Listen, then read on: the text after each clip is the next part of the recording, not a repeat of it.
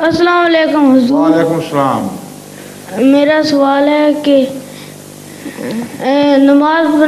جب نماز پڑھتے ہیں ہاتھ کیوں باندھتے ہیں؟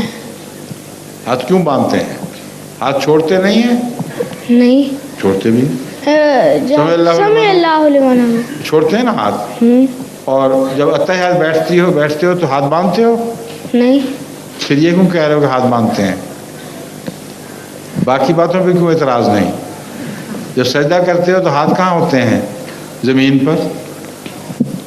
اصل بات یہ ہے کہ خدا تعالیٰ نے دنیا میں جتنے مذہب بنائے ہیں ان کی عبادت کے طریقے الگ الگ تھے.